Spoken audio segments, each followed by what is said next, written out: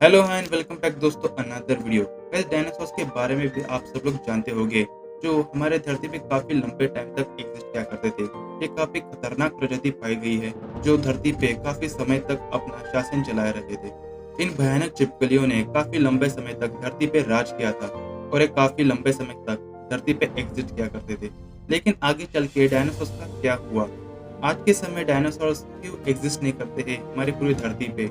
आखिर वो कौन सा कारण था जिसकी वजह से डायनासोर्स की प्रजातियों का विनाश हो गया और हम इंसानों का जन्म हुआ? ये सारी की सारी चीजें आज की इस वीडियो में हम डिस्कस करने वाले हैं पूरे डिटेल में कि आखिर किस तरह से डायनासोर्स का विनाश हुआ और हम इंसानों का जन्म। तो वीडियो को एंड तक जरूर देखना और स्टार्ट करते आज का वीडियो बिना किसी देरी किए।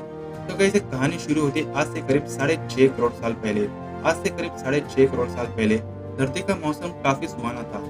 उस समय धरती पे चारों तरफ पेड़ पौधे, सूरज से आती कड़कड़ाती धूप और समुद्र से आती ठंडी हवाएं और साथ में डायनासोर्स धरती पे एग्जिस्ट करते थे। उस समय एक डायनासोर अपने सर्वाइव के लिए दूसरे डायनासोर का शिकार करके उस पे अपना जीवन जलाया करते थे।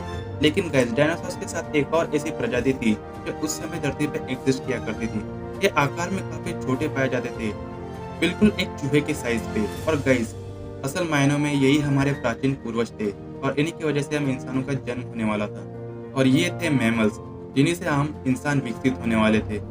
आपकी जानकारी के लिए एक बात बता दूं, उस समय डायनासोर्स अंडे दिया करते थे लेकिन मैमल्स अंडे नहीं देते थे।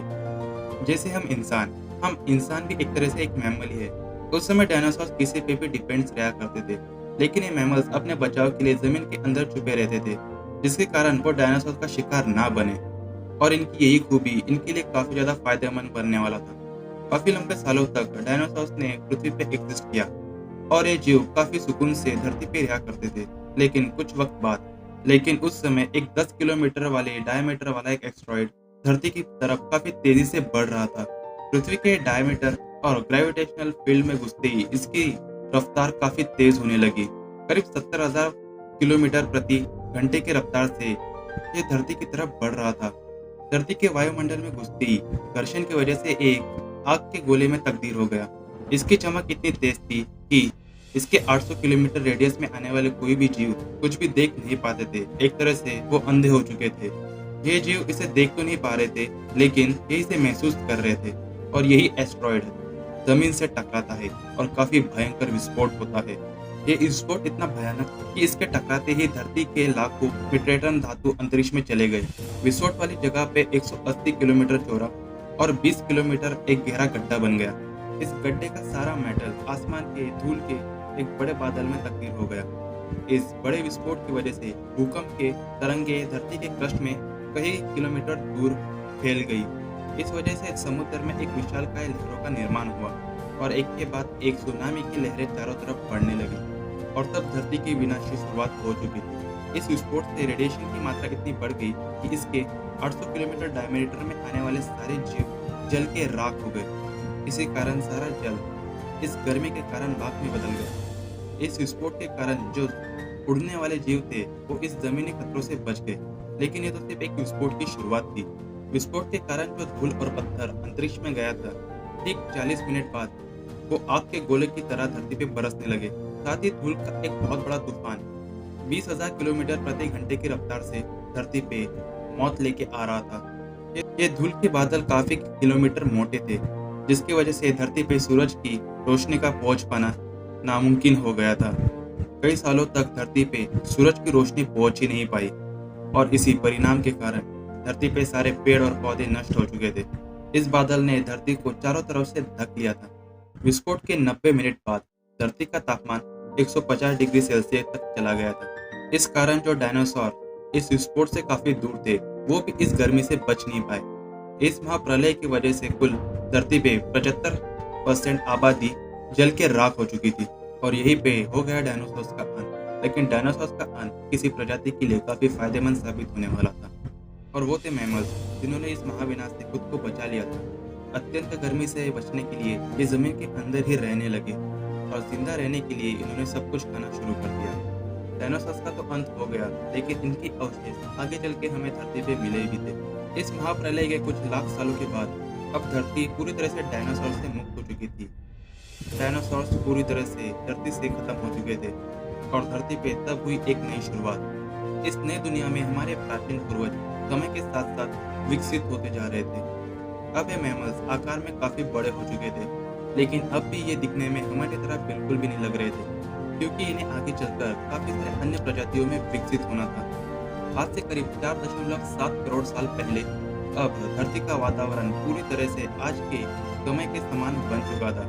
आगे चल के धरती का तापमान 24 डिग्री सेल्सियस बन चुका था और आगे चल के धरती का एक दिन करीब 24 घंटों तक होना शुरू हो चुका था। आगे चल के धरती के टेक्टोनिक प्लेट्स एक बार फिर से हलचल हुई, जो धरती के बड़े बड़े द्वीपों को एक साथ एक दूसरे के पास ले जा रहे थे और काफी सारे प्लेट्स के जुड़ जाने के बाद एक बड़े चोटी का निर्माण हुआ, जिसे हम कहते हैं माउंट एवरेस्ट। इसी एवरेस्ट से गिरने वाला बर्फ आगे चल के कई नदियों का निर्माण करने वाला था, जो धरती में आगे चल के सारी आबादी को पीने का पानी निर्माण करने वाली थी।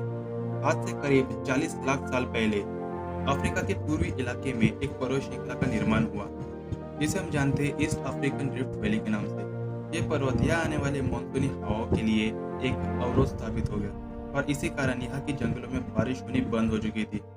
और यही इन्हीं जंगल में रहा करते थे एप्स, जो यहाँ के पेड़ों में रहा करते थे। इन्हें खाने की कोई भी कमी नहीं थी, इसी कारण ये हमेशा पेड़ों पर ही रहते थे। लेकिन बारिश ना होने के कारण यहाँ का जंगल पूरी तरह से सूखा पड़ने लगा। यहाँ के सारे पेड़ और पौधे सूखे होने लगे। बिना बारिश के पूरा जंगल साफ हो गया और इन एप्स को खाने की काफी सारी समस्या उत्पन्न होने लगी। और फिर आखिरकार इन्होंने खाने की तलाश में पेड़ों से उतरने का निर्णय लिया और फिर आगे चल के ये जमीन में रहने लगे। ये थे एडिपिथिकस रेमिडस, जो हमारे पूर्वज थे। इनका दिमाग भी एक संतरे की तरह ही था, संतरे जितना बड़ा, और आकार में ये सिर्फ 4 फीट लंबे थे। कई सालों के विकास क्रम के बाद हमारे पूर्वज अब 2 पैरों पर चलने लगे थे। इससे उनकी ऊर्जा कम खर्च होती थी और ये 2 पैरों में चलते हुए भी खा सकते थे। अब इनका दिमाग भी तेजी से बढ़ रहा था और समय के चलते ये भी काफी ज्यादा होशियार हो चुके थे।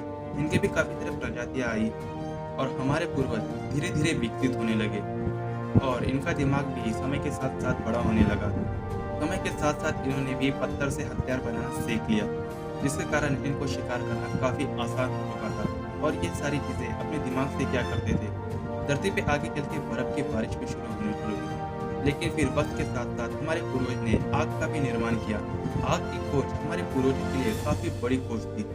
ये उन्हें गर्मी, रोशनी और अंधेरों में सुरक्षा प्रोवाइड करती थी। किसी भी शिकार का मांस कच्चा जमाने में इनको काफी तकलीफ हुआ करती थी, वैसे आग से पके हुए मांस को चबाने में इनको काफी कम ऊर्जा खर्च करनी पड़ती थी और इसी कारण ये ऊर्जा अब इनके दिमाग में खर्च होने लगी और इनका दिमाग काफी तेजी से बढ़ने लगा।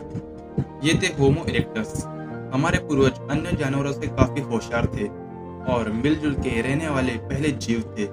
इन्होंने अपने बात और संदेश को एक दूसरे तक पहुंचाने के लिए अलग अलग आवाज में बात करना शुरू कर दी, जिससे ये जो कहा और कहना चाहते थे वो दूसरों तक पहुंचाने में इनको आसानी होने लगी। और आगे चल के हमारे पूर्वजों ने भाषा का निर्माण किया, जिसके जरिए हम बातचीत कर सकते थे, एक दूसरे को संदेश दे सकते थे। और फिर यही वो आपके विकास क्रम था जिससे हम बने। और फिर आगे चल के आज से करीब 2 लाख साल पहले हमारा अस्तित्व शुरू हुआ और काफी कई सालों के विकास क्रम के बाद हम इंसान अब तेजी से बढ़ने लगे और आगे चल के हम होमो सेपियंस यानी कि बुद्धिमान जीव बन गए। हमारे पास धरती के सारे जानवरों की तुलना में सबसे बड़ा और तेज दिमाग था। हमारे पास औजार थे, भाषा थी, परिवार था और सबसे बड़ी चीज वो था दिमाग जो हमारे पास था। और फिर आगे करीब 4.5 अरब सालों की पूरी चीजों को हमने खोजा और तय किया और इंसान आगे चल के और भी विकसित होने लगा। यहाँ पर तो इंसानों का जन्म हुआ, लेकिन आगे चल के इंसानों ने कैसे प्रगति की, किस तरह से इंसानों ने पृथ्वी पे अपना खुद का शासन चलाया, टेक्नोलॉजी के मामले में हम इंसानों ने किस तरह से प्रगति की, ये भी जानना काफी ज्यादा दिलचस्प है। और मुझे पता है कि आपको भी काफी ज्यादा इंटरेस्ट है इन सारी चीजों को जानने में। तो अब इन सारी चीजों को भी हम डिस्कस करेंगे हमारे आने वाले काफी सारे एपिसोड्स में, जहाँ पे हम पृथ्वी के सारे चीजों के बारे में जानेंगे। आने वाले एपिसोड्स काफी सारे इंटरेस्टिंग होने वाले हैं, जो आपको पृथ्वी का पूरा इतिहास बताने वाले हैं। गाइस, आज की वीडियो में हमने डिस्कस किया कि हम इंसान का जन्म कैसे हुआ और हम इंसानों ने कैसे सारे बेसिक चीजों को सीखा।